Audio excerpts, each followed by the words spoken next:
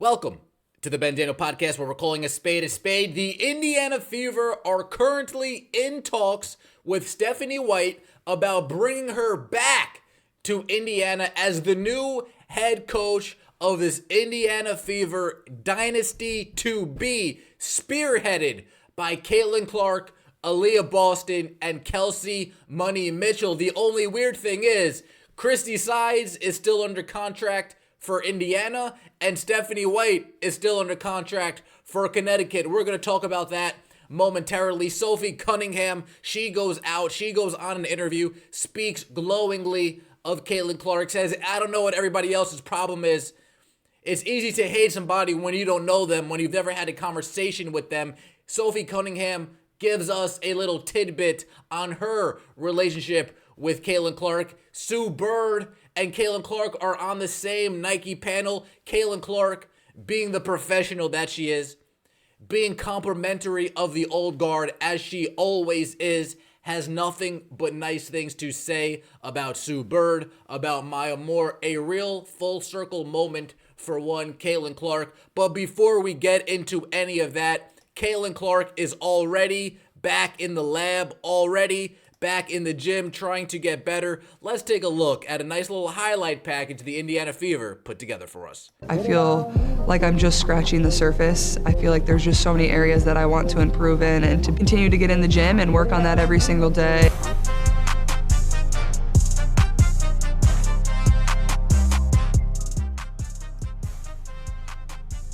Already back in the gym, already back in the lab, and if you guys realized, she's got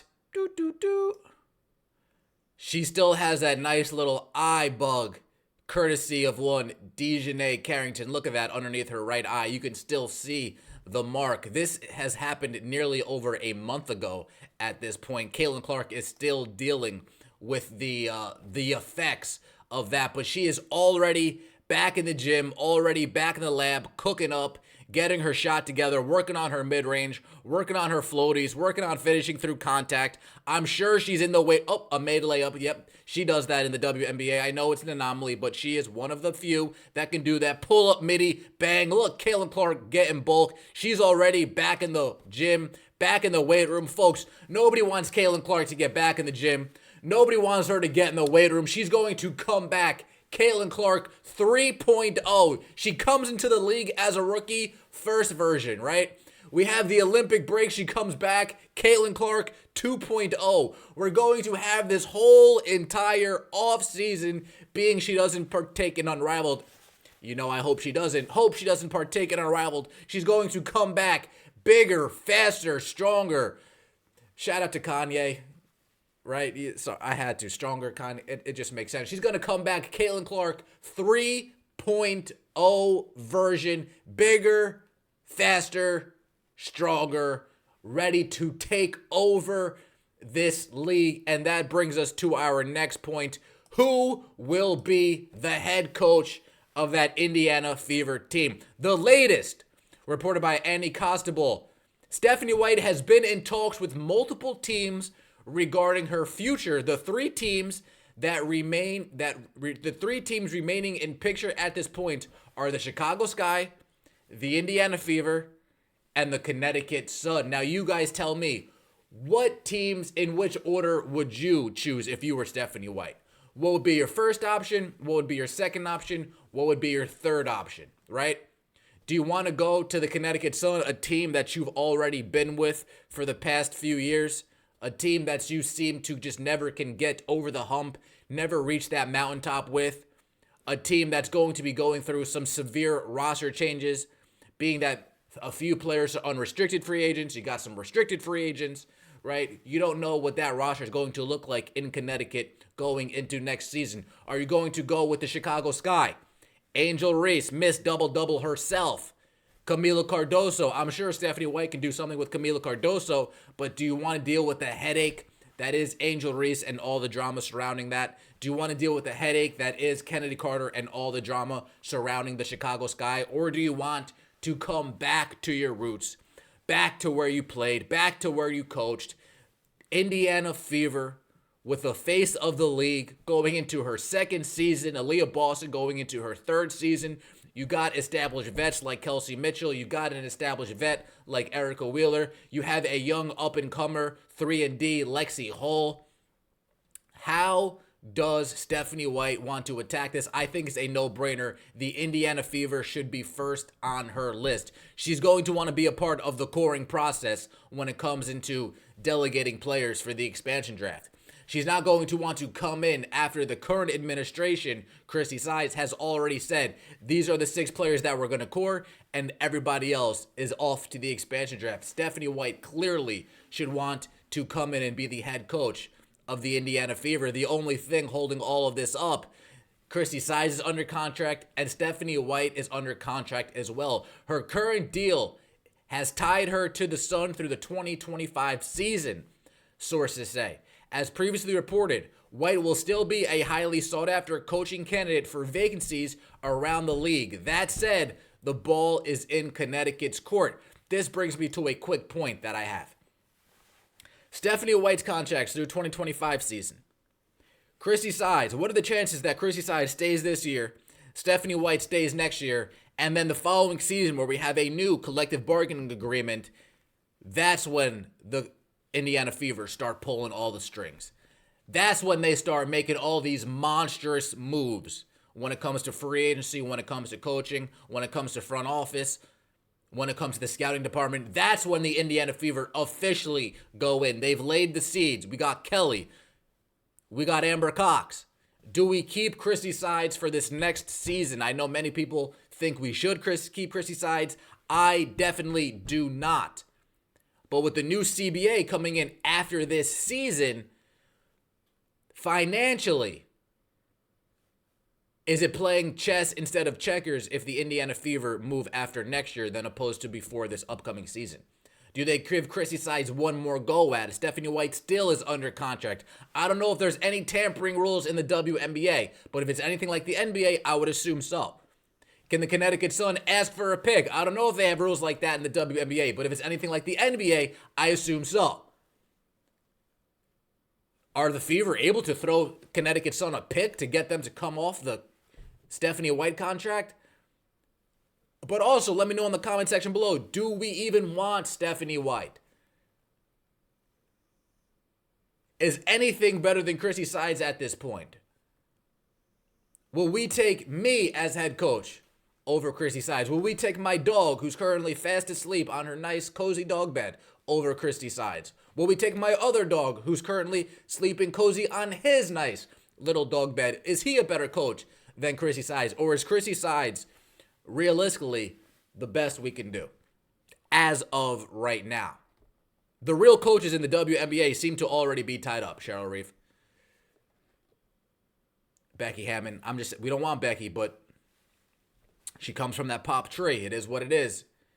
I know a lot of people aren't talking about the Dallas Wings former coach, and my question is why? If there's anybody who knows how to build an offense circulated around a certain player, it has to be the Dallas Wings coach, former head coach who just got fired, Latricia Trammell. She hasn't really had many winning seasons with the Dallas Wings. However, she said, Enrique, this is your show. Do what you must. Caitlin, this is your show. Do what you must. Let us know what you need, and we will do our best to get it from you. The Dallas Wings don't have the talent that the Indiana Fever have. Now, I'm still adamant. I want somebody from outside the WNBA to come in with a fresh perspective without any severe, serious ties to the old guard, to the new guard. I want a new, fresh set of eyes to bring the Indiana Fever forward. But again, with the new CBA, is it smarter to wait a year and then start really going for it? The fact that the Indiana Fever are already in talks with Stephanie White makes me think that, no, they're ready to pull the trigger now. Yes. They're ready to go all in now. They're ready to say, Christie, thank you, but see ya. We got Stephanie coming in. Now, is this fair to Christie Sides? We already have her under contract? No, it's not fair, but there's no fair in love and war, folks. It is what it is. Life's not fair. It is what it is. Can Christie Sides come down and be an assistant? Can we move her in a different slot? Help save face a little bit? Or is it see ya, don't want to be ya? I know ATL needs a new coach. You can go over there. If we have faith in this new president, in this new GM, Kelly Krauskopf, Andrew Cox, if we think that these two women are the real deal, Holyfield, get yourself a cup of hot oatmeal, if we think that that's who these two women are, Kelly Krauskopf just came from the Indiana Pacers. She fired Nate McMillan to insert Rick Carlisle. You don't think that she was searching around for coaches while Nate McMillan was still the head coach? You don't think she was searching around for head coaches when the interim head coach took over and they were looking for a head coach? This stuff happens. It's unfortunate that it got leaked and it's now public that they still have Christie sides and they're shopping it around, but that lets me know that we're maybe taking steps forward, folks. We might be taking steps forward. So let's see how things play out. Let's see what we end up doing.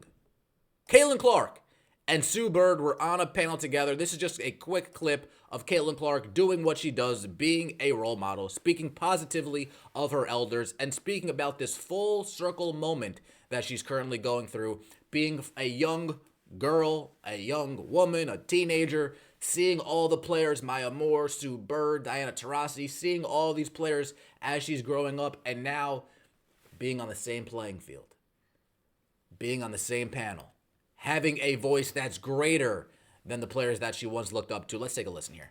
It's obviously been really special. I feel like I definitely, came into basketball at the right time, but I was a kid that grew up loving the game. Like, Sue Bird was one of my favorite players. Maya Moore was one of my favorite players. Like, I just loved it. So now to be able to play in this moment when everybody loves and supports it as it should have been for a very long time, it's really cool for myself. And I just feel very, very fortunate. Obviously, it's been a crazy year for me, going from college to the professional level of getting to live out my dream. So part of our journeys is that we, as women's athletes, had to be super dynamic because we weren't necessarily getting, the marketing opportunities, or we weren't getting our games on TV all the time, whatever the case was. I always believed, because I was in the locker room with my teammates. I traveled the world playing, obviously, Olympics, overseas. Yeah. Okay. Caitlin Clark, yes. She even starts it off with saying, I just got to the place. I'm lucky I was born when I was born to be coming up when women's basketball is booming, completely deflecting that she's the reason why women's basketball is booming how it's booming.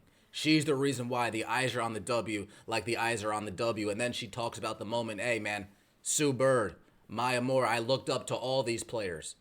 And now to see this league get some of the respect that I feel like it's deserved a long time, it's great to see. And Caitlin Clark, you have a lot to do with that. Not sure why we have Mace on the screen, but here we go. This is Sophie Cunningham. You guys might find out why I have Mace on the screen. But this is Kofi Cunningham talking about her relationship with Caitlin Clark and why some people might not like Caitlin Clark. Let's take a look here. Why does everybody hate Caitlin Clark? And do you hate Caitlin Clark? Come on, talk dude. to me. Absolutely not. I think that she's a gem. I didn't know her, but All-Star Weekend, we kind of bantered back and forth a little bit. And she's lovely. She has a lot of pressure on her shoulders. And I think a lot of people always have a lot to say with people they don't even know or shoes they've never been in. And for me, I think she's handling the pressure very well. She's doing a lot of great things for women's basketball. And I'm a fan. Like, I would love to play with her one day. For real. Woo! Sophie, you could come to Indiana, Sophie. You could come to Indiana. Don't be taking Lexi Hull's spot though. That I will not stand for. Okay, but you can come in, take Katie Lou's spot. That's cool with me.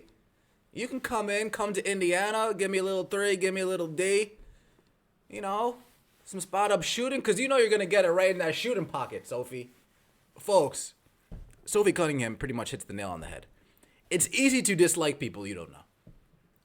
It's easy to hate on people that you have no idea who they are. And then it's even easier to go based on those haters' opinions and then just formulate a negative opinion yourself. But it takes a real adult to go out of their way, talk to somebody, get to know them, quote unquote, shoot the shit with them, and say, oh man, we have a lot in common. I'm not sure why everybody is hating on you. They must not know you at all. I'm not sure why everybody's trying to diminish you. They must not know you at all. Sophie Cunningham taking the high road as usual. She's handling it great. She's a great person. She's got a lot on her shoulder. Not mincing words at all. It's not everybody in this league that hates Caitlin Clark. It's just the ones who've been here for such a long time, or the ones have had that victim mentality grained into their head to the point that they can't think logically anymore. It is what it is.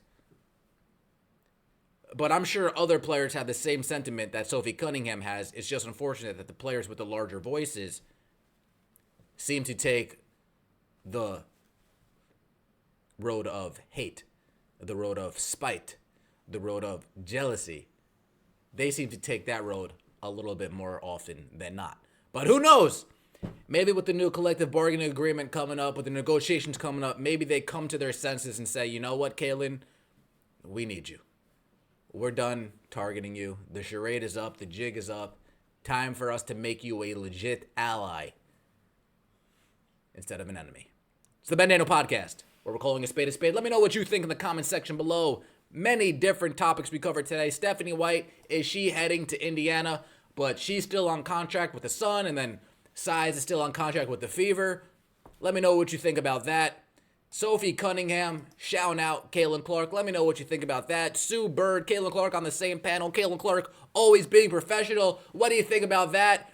And of course, folks, you already know Caitlin Clark being the sick individual that she is, being the psychopath that she is, already back in the lab working on her game.